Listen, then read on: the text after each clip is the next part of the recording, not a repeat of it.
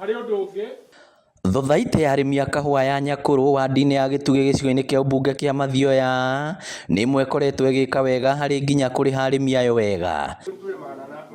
No amemba a thothaitĩ ĩno maugĩte rĩu marĩ na guoya atĩ ũrĩmi ũyũ waya gũkobobana angĩkorwo rĩendekithia rĩa thirikari rĩa kũmarĩhaga na thimũ nĩ rĩgũkinyanĩra. Na mũgomo ũcio ũngĩ nĩ ithuĩ tũgathiĩ bara. Okorwo megũthiĩ ũguo thirikari nĩ ĩrwo. Tumekataa. Na ndiye kana maraigua Gĩkũyũ. Ende muambie tumekataa. Sisi wakulima wa Nyakũrũ tumesema hatutaki.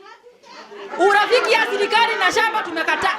Matongoretio nĩ mũikarĩri gĩtĩ wa thothaitĩ ĩno Wilson Githere maugĩte ũndũ ũyũ ũngĩkinyanĩra nĩ ũkũnina thothaitĩ iria ikoretwo irĩ na ũteithio mũnene kũrĩ arĩmi. kwĩna maũndũ maingĩ mũno mũrĩmi onaga nĩ ũndũ wa mbeca itũrehete haha. Tondũ twarehwo M-Pesa ũguo tũrehwo M-Pesa society ici citũ ciothe nĩ igũkua. Oro fertilizer maũndũ macio mangĩ tũkorwo tũtagũcoka kũmahe. Rĩu koguo rĩ tũkuga atĩrĩrĩ M-Pesa tũtingĩmĩenda.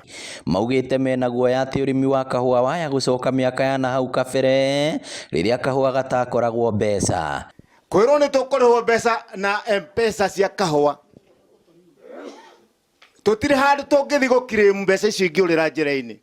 Cia kahũa tũtigũthimĩrwo ũguo tũrathimirwo icio atĩ tũkaheo enda. Ũguo twauga atĩrĩrĩ ithuĩ nĩ twarega arĩmi a Nyakũrũ kũreherwo mbeca na M-Pesa. Rĩu marenda thirikari gũkuruhanagia anyiti itemi othe rũhonge-inĩ rũrũ mbere ya gũtuaga matua mangĩ matirakorwo marongoreirio gũteithia arĩmi.